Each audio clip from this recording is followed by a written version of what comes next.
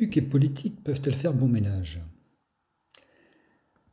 Je rappelle que PUC, c'est l'acronyme de Petites Unités Humaines Confédérées et Souveraines, et que c'est un projet d'éclatement de la France en une confédération de petites unités pour libérer la créativité, la diversité et la richesse, sans porter atteinte à l'identité du pays, avec ses valeurs de fraternité, d'égalité et de liberté.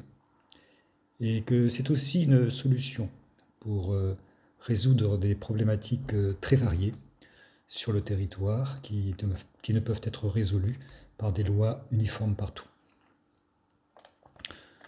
Nous considérons la masse et la politique pour gouverner cette masse comme nuisible. Léopold Kohr, qui est une pour nous des références, a démontré dans son livre L'effondrement des puissances que tout au long de l'histoire, les peuples qui vivaient dans de petits États étaient plus heureux, plus, plus pacifiques, plus libres, plus créatifs et plus prospères. Alors nous disons, comme lui, tout à fait possible de vivre dans une France éclatée, en petites unités souveraines, seulement gérées par des gens compétents, irrévocables, pour apporter paix et prospérité.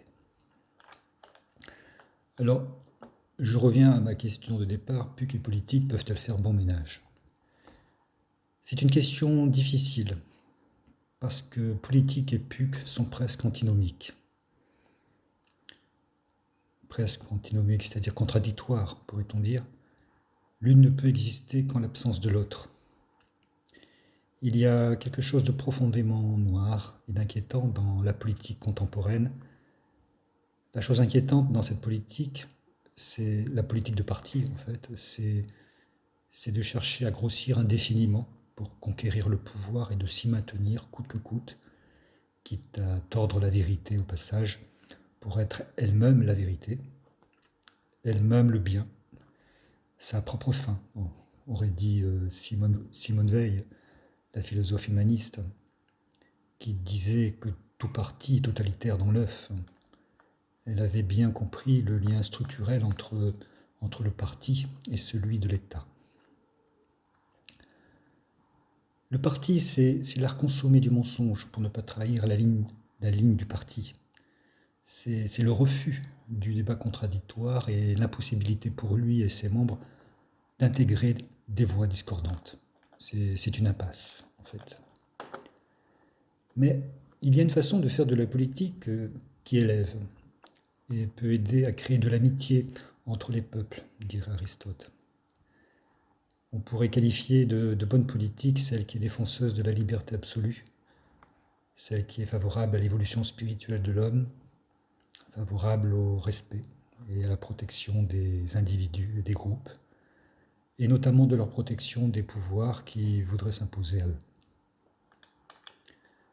Alors cette façon de faire de la politique irait dans le bon sens, parce qu'elle vise autant le bonheur général que le bonheur de l'individu. La politique, en fait, c'est deux faces d'une même pièce. L'une est sombre, l'autre est claire. En tout cas, c'est une pièce à ne pas mettre entre les mains de n'importe qui, sans s'être d'abord fait homme de pardon, d'amour et de paix. Alors les PUC peuvent tenir à distance la politique intrusive, totalitaire et malsaine et permettre aux hommes de retrouver le bon sens et le bonheur de vivre ensemble. Car dans les petits ensembles, dans les petites unités, les hommes se connaissant mieux, sont plus à même de choisir leurs représentants et d'être plus réactifs aux situations nouvelles qui se présentent à eux. Alors la quête du pouvoir par la politique ne date pas d'hier. L'influence d'un Machiavel, par exemple, avec son art de gouverner, a été perfectionnée au fil du temps et des époques jusqu'à l'ingénierie sociale moderne que l'on connaît. Machiavel, à qui on attribue l'expression « la fin justifie les moyens » et à laquelle Albert Camus répondait intelligemment « mais qu'est-ce qui justifie la fin ?» Avez vu juste. Albert Camus, après sa rupture avec le Parti communiste algérien, placera la politique juste après et jamais avant l'exigence généreuse du bonheur. La fin pour lui, c'est le bonheur retrouvé et conservé. C'est aussi notre position parce que les PUC ne veulent pas le pouvoir. Là n'est pas notre but. Nous prenons le bonheur de vivre ensemble dans des petites unités, d'où notre inconfort aujourd'hui à faire de la politique pour faire passer nos idées. De toute manière, la Constitution considère la République commune et indivisible et rend caduque toute idée de fragmentation, quand bien même le pays courrait à sa ruine. Nous sommes loin d'un monde fonctionnant simplement avec des gérants compétents, irrévocables et se coordonnant.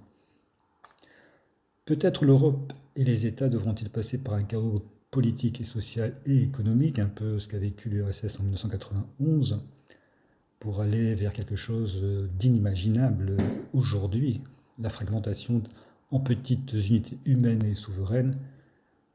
Peut-être l'expérience amère de la politique amènera les hommes à réfléchir sur ce qui les sauvera de l'abîme. En résumé, je dirais que même si cette idée de fragmentation n'est pas faisable pour le moment, parce qu'elle est anticonstitutionnelle et qu'elle n'est pas dans l'air du temps, elle fera son chemin dans les esprits. Un jour, ça sera possible. Les hommes désespèrent de la politique, ils n'y croient plus. Ils finiront bien par remplacer la politique par la vie et considérer les PUC comme quelque chose de tout à fait naturel, où l'homme peut facilement trouver sa place. Voilà, en bon marin, je vous souhaite bon vent.